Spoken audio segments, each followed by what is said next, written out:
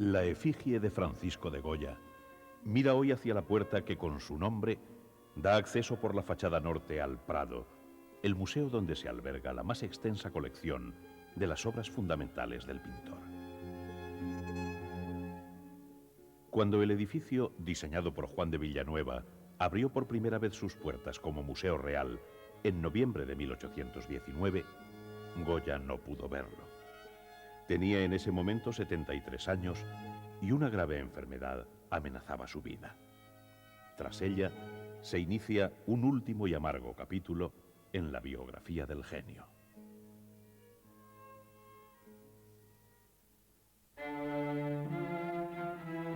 Vive entonces, lejos de los honores y de la vida oficial, desengañado de su tiempo, semirrecluido en la Quinta del Sordo.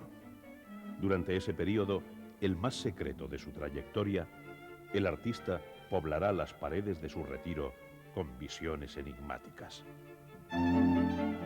Son las llamadas pinturas negras, en las que culmina lo más íntimo y libre de la invención goyesca.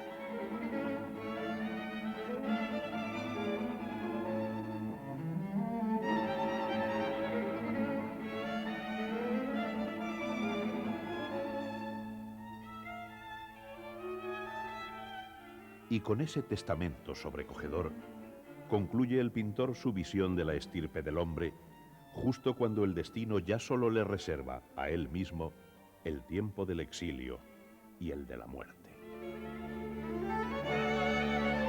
Para ocupar la imaginación mortificada en la consideración de mis males, y para resarcir en parte los grandes dispendios que me han ocasionado, me dediqué a pintar luego un juego de cuadros de gabinete en que he logrado hacer observaciones a que regularmente no dan lugar las obras encargadas y en que el capricho y la invención no tienen ensanches. Escritas un cuarto de siglo antes, en otro periodo de tribulaciones íntimas, estas palabras anuncian también un giro decisivo en la biografía de Goya. Pertenecen a la carta que el pintor remite a Bernardo de Iriarte en enero de 1794, acompañando el envío a la Academia de un conjunto de pequeñas pinturas sobre hojalata. Son las obras realizadas durante la convalecencia de la grave y enigmática enfermedad sufrida un año antes y que, entre otros quebrantos físicos y morales, le había dejado sordo.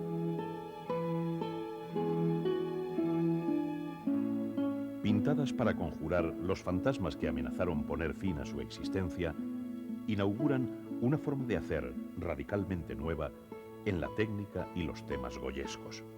Es como si, al tomar conciencia de su finitud, el pintor sintiera la urgencia de expresar, sin ataduras ni servidumbres, su visión más personal del mundo.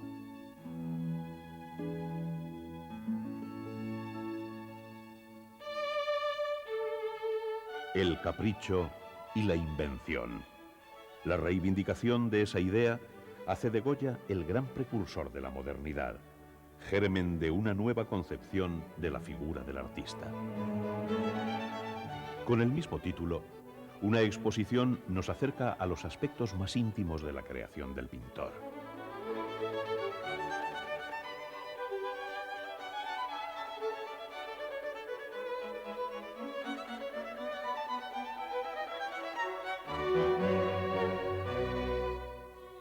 Bocetos, miniaturas, cuadros de gabinete dan curso así en los espacios del Prado a un diálogo entre dos Goyas fundamentales e indisociables.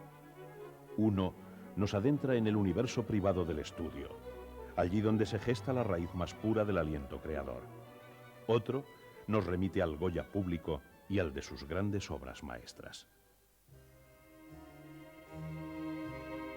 Esta imagen de Cristo crucificado, pintada en 1780, es el lienzo que abre a Goya las puertas de la Real Academia de San Fernando y con ellas las de una carrera oficial que le llevará a ser nombrado 15 años más tarde director de pintura de la institución. No en vano, los temas religiosos habían marcado también todo el período de los primeros encargos, comenzando a cimentar, ya en Zaragoza, su prestigio inicial como pintor.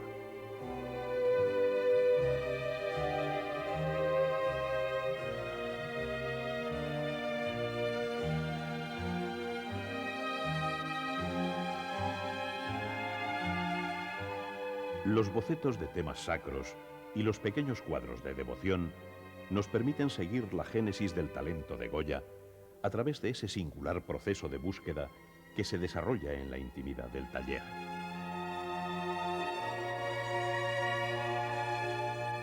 Son, de un lado, obras que preservan toda la espontaneidad y temblor de la idea inicial, o que nos permiten rastrear aquellas fuentes que identifican la culta formación del pintor y su conocimiento de los grandes maestros.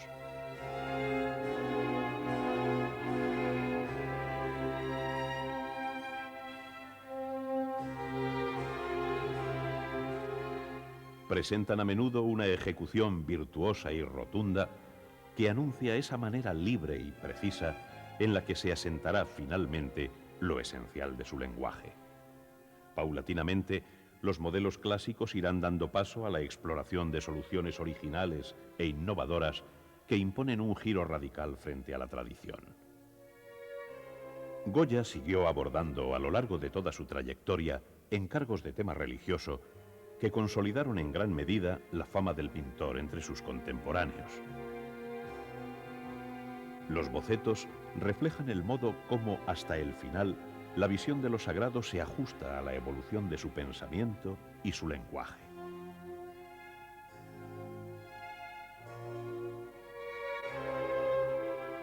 Así, en un terreno tan sujeto en principio al dictado de la ortodoxia, también se imponen, a la postre, la invención y la conciencia emancipada.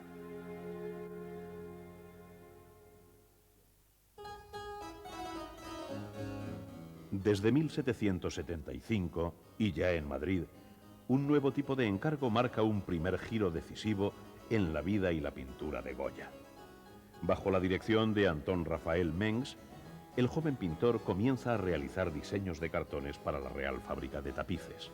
Se inicia así, en forma aún tan modesta, su servicio a la monarquía de los Borbones.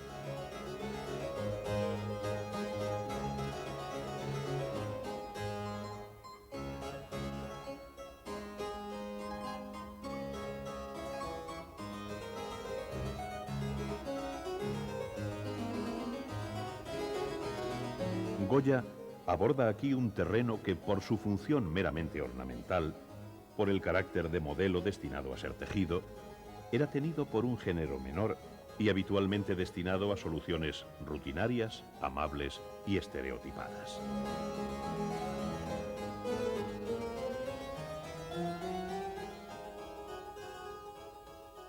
Pero el Goya de los cartones para tapices se distanciará radicalmente de esa inercia. Tal como nos describe el proceso que conduce desde los bocetos a los modelos finales, se cuajan ya aquí, bajo una apariencia amable y festiva, algunas de las raíces mejores de su arte, haciendo de la necesidad virtud la regla que obligaba a simplificar las composiciones y resolverlas con amplias pinceladas, por facilitar su traducción al telar, permitirá a Goya esbozar algunos de los rasgos más característicos que conducen hacia la madurez de su lenguaje pictórico.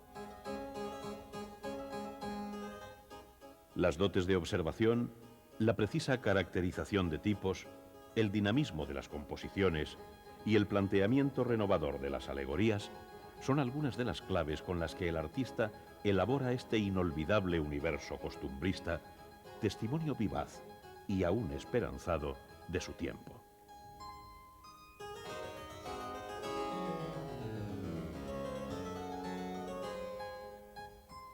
Pues si en el recurso al tópico de lo castizo, Goya se ajusta a la moda de exaltación de lo popular, característica de la aristocracia ilustrada española del momento, su incisiva descripción convierte los estereotipos en seres reales.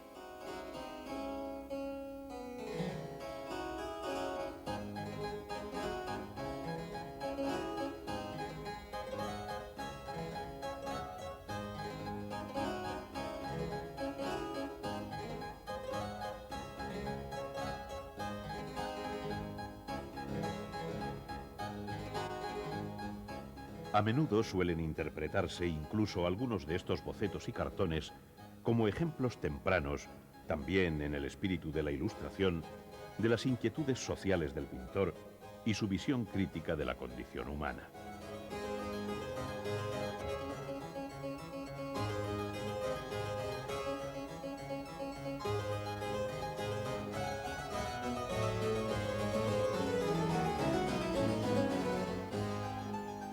Resulta revelador, en ese sentido, el paso desde lo satírico, en el boceto de El albañil borracho, a la denuncia más directa que encarna su versión definitiva en el cartón como El albañil herido.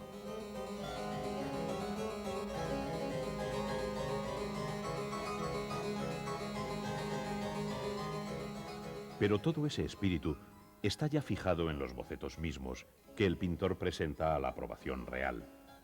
Resueltos como si fueran obras acabadas, pronto despertarán el interés de coleccionistas como el arquitecto Sabatini o los duques de Osuna.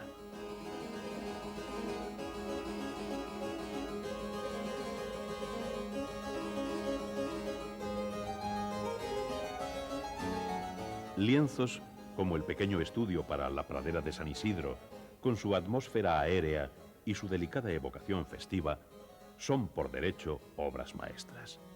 Brilla aquí en plenitud la madurez del lenguaje del primer Goya, ese personal naturalismo que el pintor extrae de la lección velazqueña.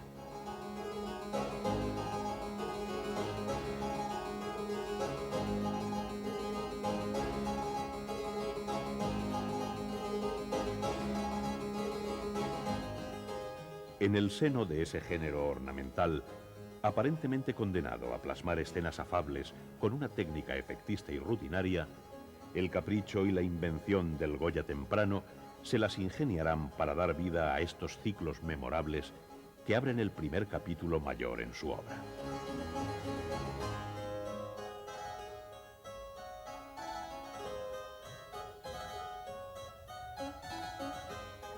Bien puede que, en su condición de género menor y menos rígidamente sujeto, por tanto, al celo de las reglas impuestas por la tradición, la elaboración de los cartones permitiera a Goya mayores licencias, tanto en la originalidad de los temas como en los alardes de ejecución.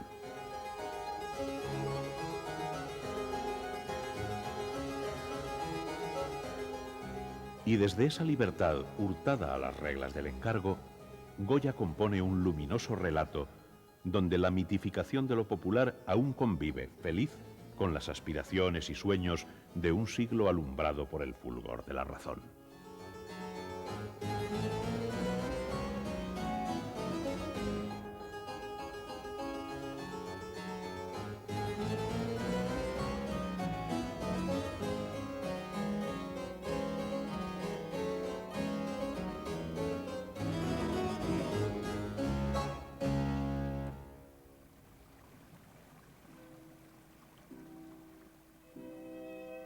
La España del último tercio del siglo XVIII vive bajo el reinado de Carlos III un período de ambigua esperanza.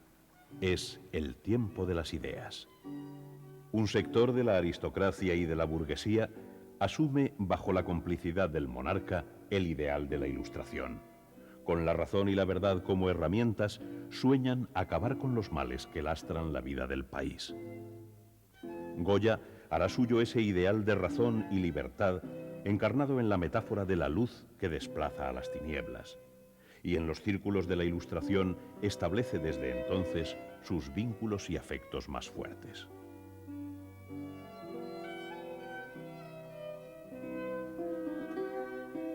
Nada testimonia esos lazos como un nuevo género donde el encargo abrirá también a Goya el camino de los grandes protectores. La familia del duque de Osuna, uno de los más tempranos y firmes valedores del pintor, nos desvela las dotes inconmensurables del Goya retratista. La sutil percepción de la psicología del modelo cobra aquí su vía más positiva, reflejo de la admiración que el pintor siente hacia el espíritu ilustrado y el protector de las artes.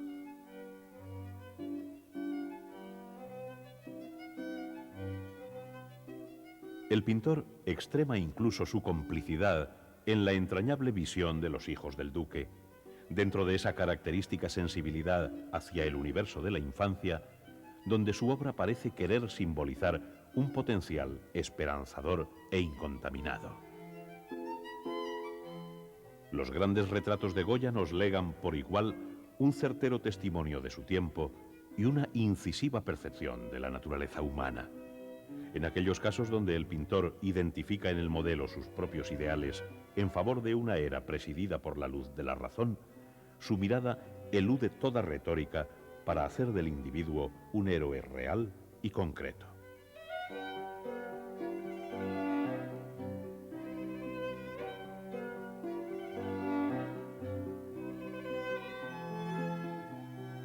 Pero de nuevo es en los retratos íntimos donde su arte alcanza una penetración más libre y certera, y en cierto sentido más moderna, como en el ritmo que une figura y espacio en este retrato de su colega y amigo, el pintor Asensio Juliá.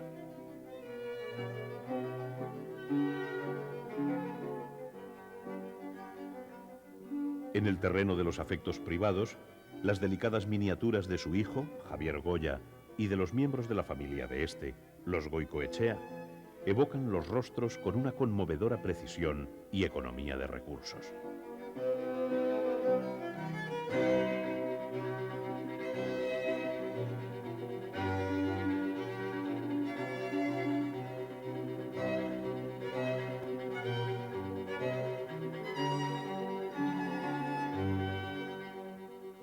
Desde un extremo opuesto, este pequeño retrato ecuestre de Godoy nos acerca a una vertiente bien distinta de los retratos goyescos, la de la representación del poder íntimamente ligada a su papel como pintor de cámara de la monarquía española.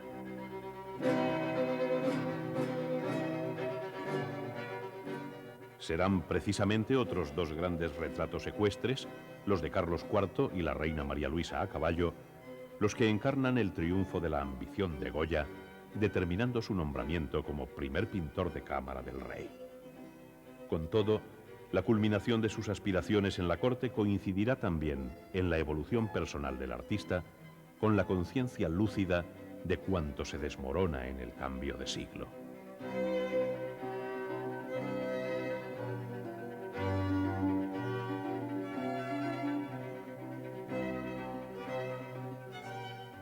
Pintado en el propio año de 1800, la familia de Carlos IV es ejemplo por excelencia de esa nueva y ambivalente visión del poder. A la razón ilustrada le ha sucedido ya la era de la Revolución y con ella una puesta en cuestión del papel de la monarquía. Espejo demoledor del ocaso de una institución hasta entonces inamovible por derecho divino, el naturalismo de Goya cobra aquí un doble sentido. Una nueva manera preside ya en el planteamiento como en la ejecución la más plena madurez del pintor. Frente a la sinceridad inmediata de su soberbia descripción, los modelos reales se identificarán con agrado en ese fresco familiar despojado ya de toda grandeza. Y el artista se incluye como testigo de la catástrofe al modo del Velázquez de las Meninas.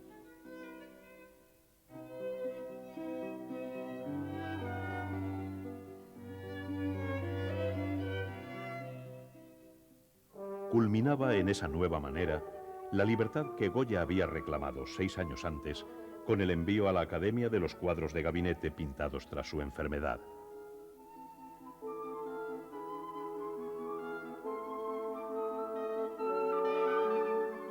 En esas pinturas, Goya rompe con toda una tradición anterior que entendía la idea de capricho como una mera digresión fantástica. Y al reivindicar frente a las reglas del arte la fecundidad del capricho y la invención, anticipa la concepción moderna del artista como intérprete singular de la realidad.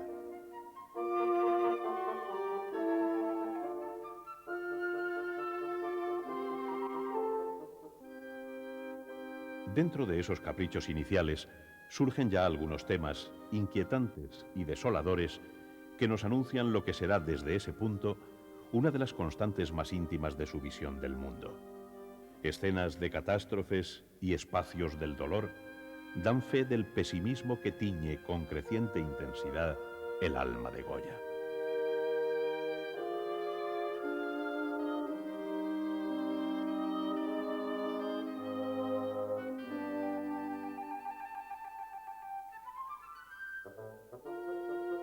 En años posteriores, muchas obras de gabinete incidirán de modo diverso en la idea del capricho.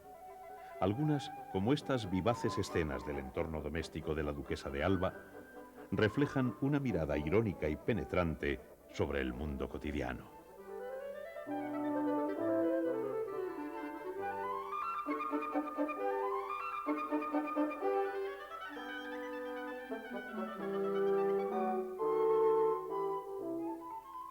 Pero en su desenfado, esa mirada contiene también un aliento transgresor, semejante al que dio origen a esos otros caprichos mayores que forman la pareja de las majas.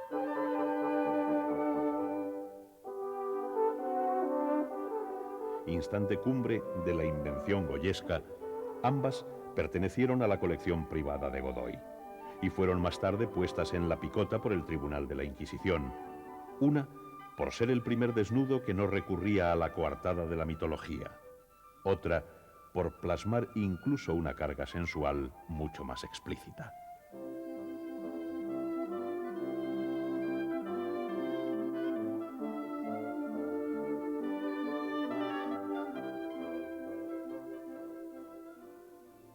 Este boceto para una obra sacra, San Francisco de Borja asistiendo a un moribundo impenitente, pintado hacia 1787, anunciaba ya el lado más sombrío de la imaginación del pintor, el de lo monstruoso.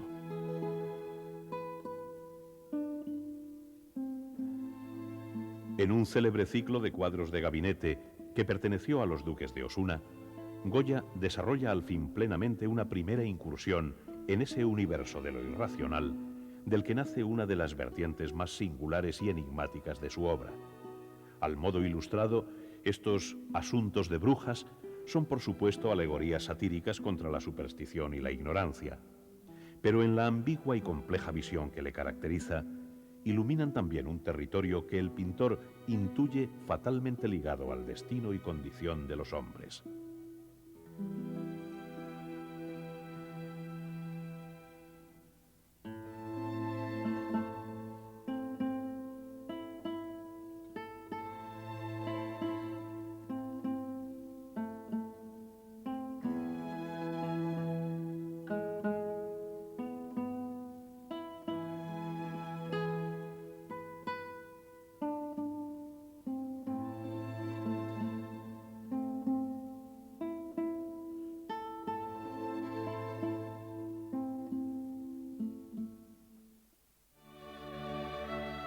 Goya publica en 1799 el álbum de los Caprichos, ese primer gran ciclo de grabados que habrá de fijar en buena parte su fama póstuma entre la generación romántica.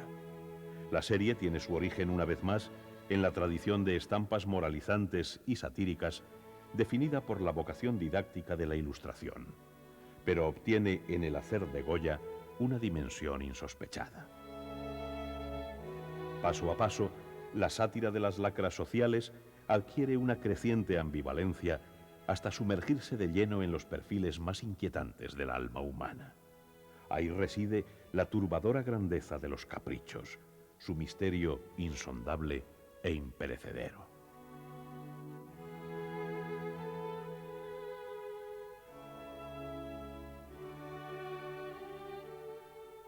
Es aquel al que Goya otorga un emblema memorable en los terrores que acechan al sueño de la razón.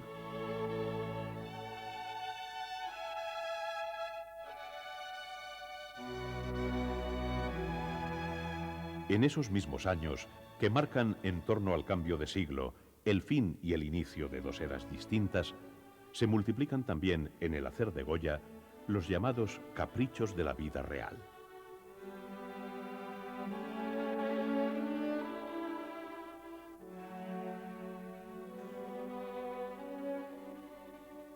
De un modo diverso, son igualmente visiones terribles, escenas bárbaras y episodios de bandidos que traducen una visión no menos pesimista de la condición humana.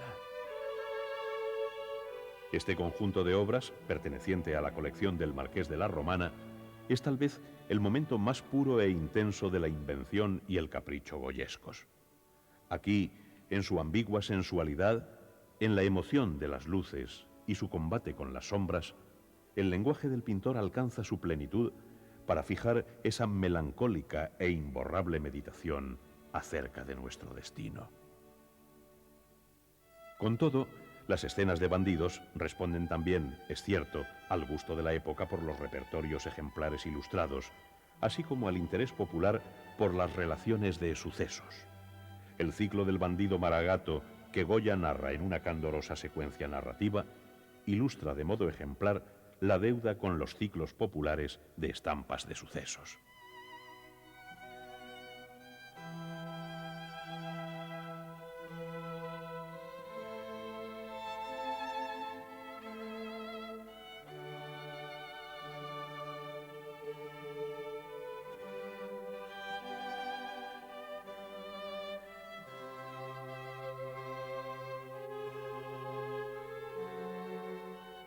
Mas de nuevo, el talento de Goya convierte una convención de su tiempo en una meditación de rasgos más complejos y atemporales.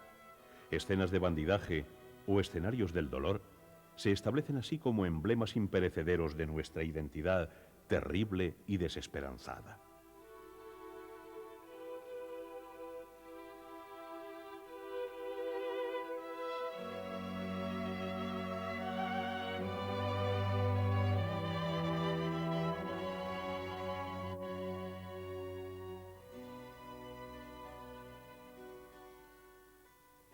Y desde las tinieblas del sueño de la razón, Goya extraerá una última y descorazonadora metáfora que anticipa su visión del mito de Cronos en estas escenas de caníbales, el hombre como devorador de hombres o el sueño ilustrado hecho al fin pedazos.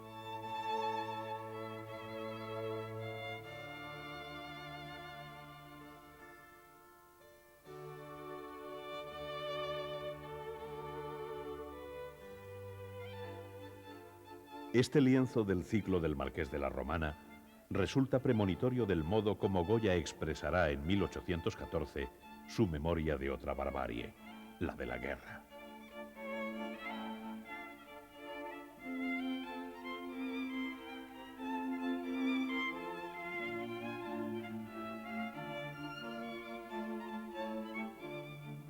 Pintado justo en los días de la regencia que siguen al inmediato final de la dominación francesa, los fusilamientos del 3 de mayo sintetiza de modo ejemplar, en su significación más íntima, todo el horror de la tragedia.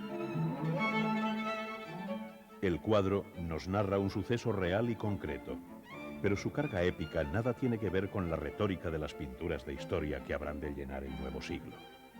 Recurriendo una vez más a la metáfora de la luz enfrentada a las tinieblas, Goya nos lega aquí una visión de un drama sin tiempo ni lugar, un emblema de modernidad y universalidad estremecedoras.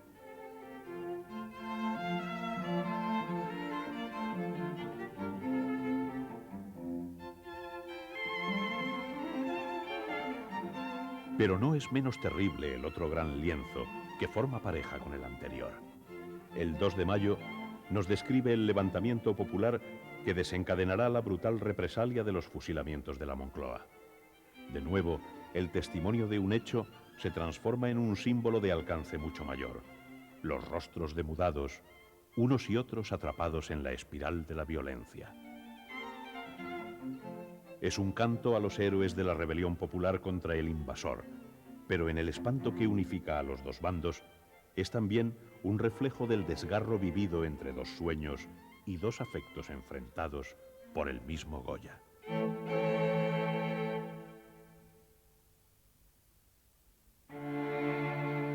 Tras haber hecho de los héroes anónimos un símbolo universal, para los grandes héroes oficiales, como en este retrato ecuestre de su paisano, el general Palafox, el pintor retornará a las convenciones épicas que ya habían marcado su visión retórica del poder. Durante los años de la guerra frente al invasor, el Goya más íntimo pintará escenas de carácter documental en línea con su vocación de ser testigo de su tiempo.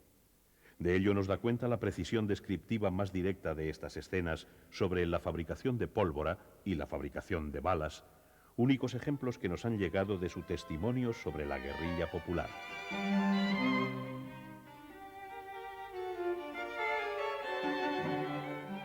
Pero nos legará también de esos años de contienda un símbolo más inquietante. En El Coloso, la multitud huye despavorida al paso de una fuerza ciega e inconmensurable, encarnación de esa humanidad terrible que puebla en su desengaño las sombrías inquietudes de Goya. De hecho, la estampa que abre el ciclo de los desastres de la guerra alude a la premonición de una tragedia ya anunciada por los caprichos de la vida real. Con su testimonio desgarrador de la barbarie concreta, estas estampas superan en horror a sus intuiciones más terribles, confirmando hasta qué punto el sueño de la razón se ha transformado en pesadilla.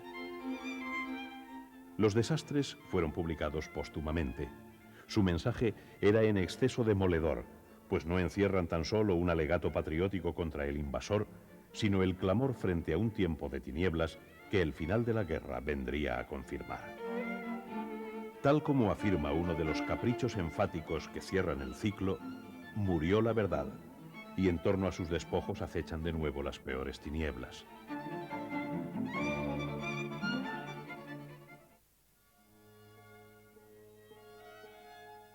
Pues el final de la invasión francesa no será el fin de la tragedia, sino el anuncio de su culminación.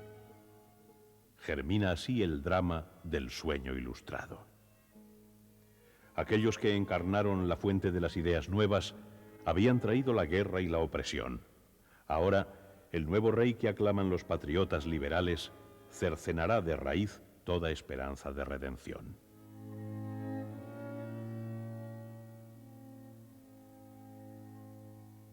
Las actas de recepción de los cuadros que Goya envió a la Academia en 1793 los describen como varios asuntos de diversiones nacionales, asimilando todo el conjunto al carácter de aquellas obras en las que el artista evocaba diversas escenas taurinas.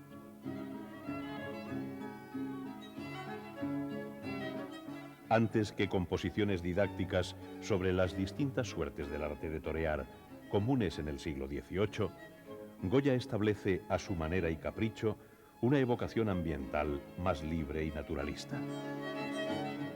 Acuña así lo esencial de aquella vertiente de su obra que refleja su afición por el mundo de los toros y que desde ese punto volverá a aflorar en distintos momentos claves de su trayectoria. Al componer su estampa de Pedro Romero en La suerte de matar para el ciclo de aguafuertes de la tauromaquia, Goya retomará de hecho una imagen ya apuntada en los caprichos taurinos de la Academia. Publicada en 1815, la serie aborda un aspecto central de la invención goyesca. Pero en las diversiones nacionales, el pintor busca también un tema libre de toda sospecha, adecuado a su delicada situación en los años de la represión absolutista.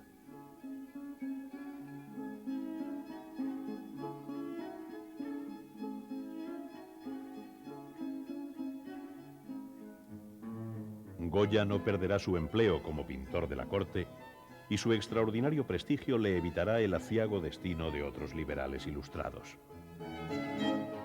Pero no gozará del favor del nuevo rey y sus retratos del tristemente deseado Fernando VII serán siempre encargos oficiales ajenos a palacio. En esos años oscuros de la brutal reacción absolutista, el capricho y la invención volverán a darnos testimonio en el Goya íntimo del naufragio que concluye la tragedia ilustrada.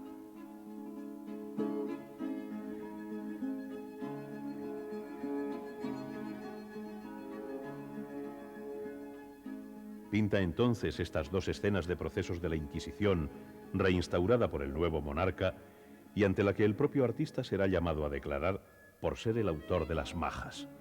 Muerto, y bien muerto, debió parecerle en ese instante el tiempo de la verdad.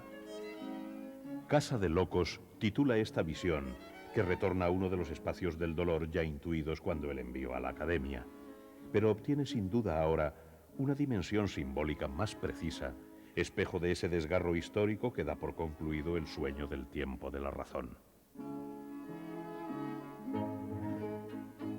Desde el desengaño, desde la muerte de la verdad y la esperanza, la invención de Goya se tornará a partir de ahora más oscura y enigmática. Pronto tomará forma, laboriosamente, un nuevo ciclo de grabados. Lejos ya de la sátira que abría los caprichos, estos proverbios o disparates ya solo parecen indagar en los recovecos interiores de la imaginación del pintor, los fantasmas e intuiciones más desconcertantes. El capricho se adentra ya por entero en el sueño de la razón.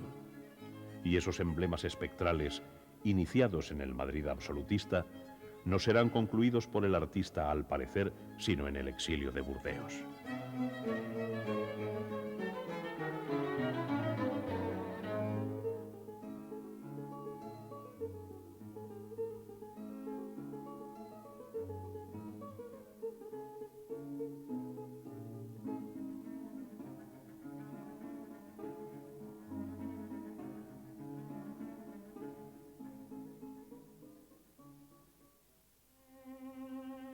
Toda la sensualidad magistral del color y la luz permanece viva en La lechera de Burdeos, pintada por el artista como en estado de gracia, cerca ya de las puertas de la muerte.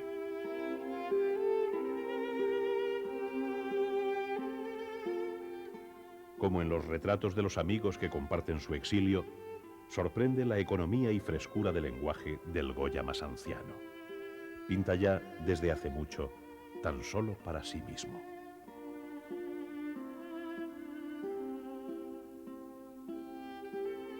Dando al fin pleno ensanche al capricho y la invención, sigue siendo curioso de todo lo nuevo, como la técnica reciente de la litografía que ya había ensayado en sus últimos años madrileños.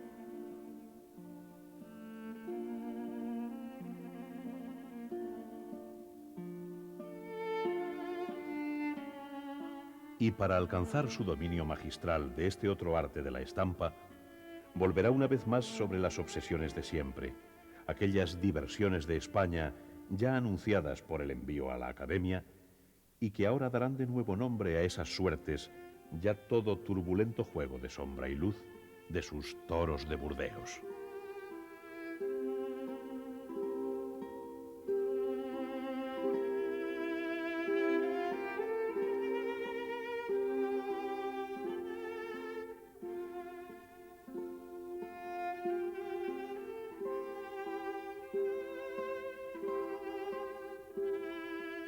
Aprendiendo aún, desarrolla una nueva técnica de su invención para miniaturas sobre marfil, cuyo efecto describe como más cercano a los pinceles de Velázquez que de Mengs.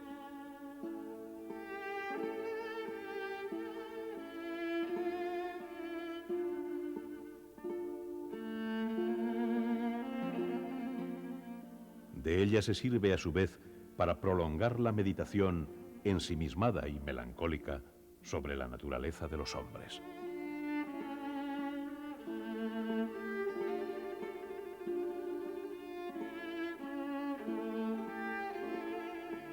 Pero el corazón del capricho y la invención goyescas, en su visión enigmática de la condición humana, había alcanzado ya su cumbre justo antes del tiempo del exilio, en ese periodo secreto en que Goya vive, retirado de todos y de todo, en la Quinta del Sordo.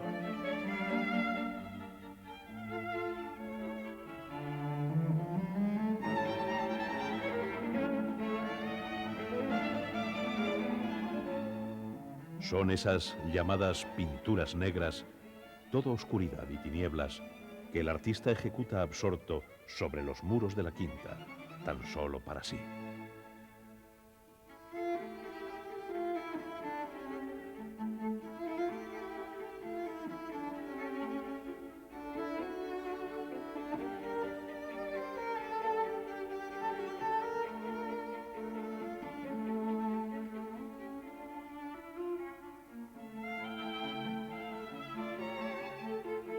Vuelve en ella sobre los fantasmas de siempre, mas ahora ya no son objeto de sátira ni espejo moral.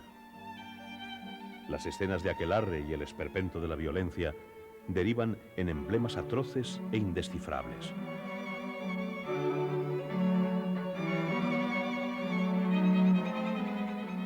Así, el hombre encarnado en la imagen pavorosa del tiempo, que devora en su propia creación sus sueños.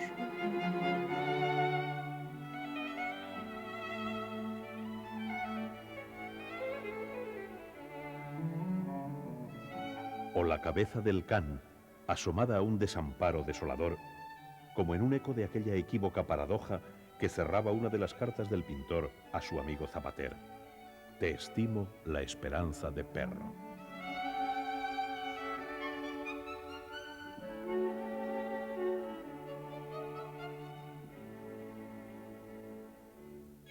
Y tan solo una imagen serena, la figura de Leocadia, estampa del amor tardío, única luz en tiempo de desesperanza, a la que Goya seguirá en el camino del exilio.